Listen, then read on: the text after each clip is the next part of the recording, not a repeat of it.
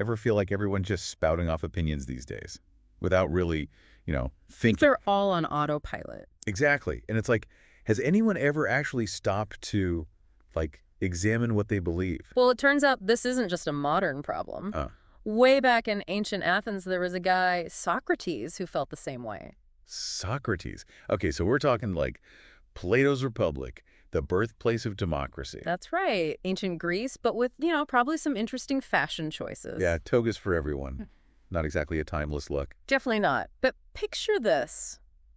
A bustling marketplace, people debating everything under the sun. And right in the middle of it all. Socrates. What was he like? Some kind of, Greek god philosopher. Let's just say he wasn't exactly winning any beauty contests. So not a Greek god.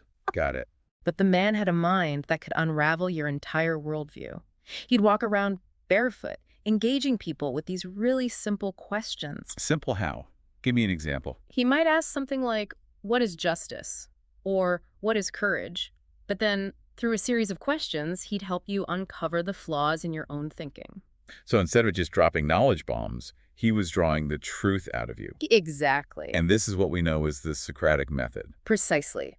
He believed that true knowledge came from within, not from some external authority. Okay, I'm starting to see why he was so popular. Thanks. So no lectures, just questions. No lectures, just questions that could make you question everything you thought you knew. That's kind of brilliant when you think about it. He was way ahead of his time. It's like he's saying the journey of self-discovery is kind of like a workout.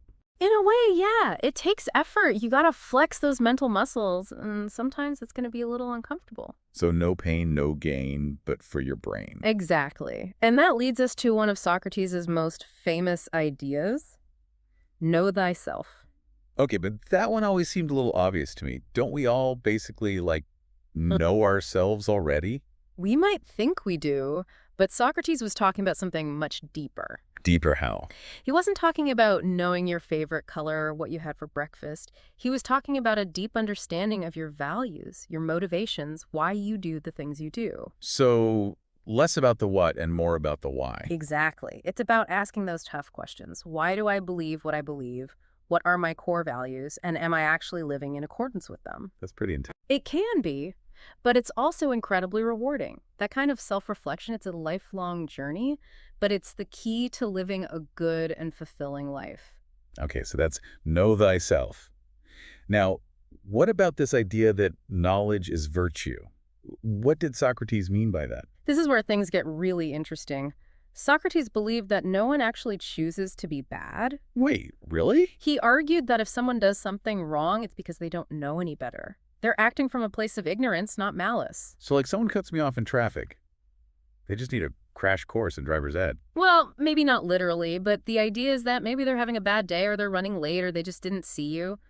Socrates' point is that we should try to understand the root cause of people's actions instead of just assuming the worst. So instead of instantly going into road rage mode, I should try to have a little more empathy. Exactly. This doesn't mean you have to excuse bad behavior, but it does encourage us to approach situations with a bit more understanding, a bit more compassion. It's like he's saying, put yourself in their sandals for a second. Or, whatever footwear they wore in ancient Athens. Right. We can't really know what's going on in someone else's head, but we can try to approach them with a bit more generosity and understanding. Okay, I like that.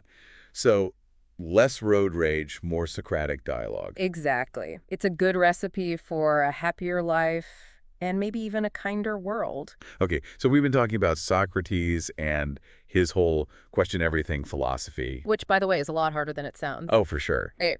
But how do we actually, apply all this ancient wisdom to our modern lives? Well, think about it this way.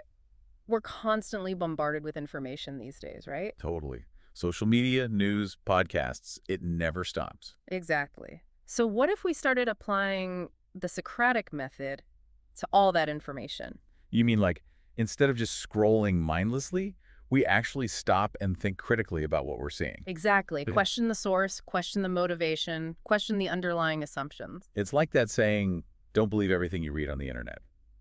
But Socrates is taking it a step further. He's saying don't believe anything blindly, even and maybe especially your own deeply held beliefs. Okay, that's a pretty radical idea. It is, but it's also incredibly powerful. And it's not just about the information we consume. Think about how we interact with each other. You mean in our relationships? Exactly. Imagine applying Socratic questioning to a disagreement with a friend or partner. Instead of just arguing, you start asking questions to try to understand their perspective. Right. And suddenly, instead of a shouting match, you're having a genuine dialogue. Who knows? You might even learn something about yourself in the process. Okay, so less arguing, more questioning. More self-reflection, less blind acceptance. Got it. That's the gist of it. Socrates didn't give us a set of rules to live by. He gave us a framework for thinking critically, for challenging our assumptions, and ultimately for living a more examined, more fulfilling life. So if we had to sum it all up, what's the one thing you hope our listeners take away from this deep dive into Socrates? I think the biggest takeaway is to never stop questioning. Question your beliefs, question your assumptions, and most importantly, question your answers. Embrace the discomfort that comes with challenging your own worldview because that's where real growth It's happens. like he was saying, the only true wisdom is in knowing you know nothing. And on that note, that's our deep dive on Socrates. We hope you enjoy the journey.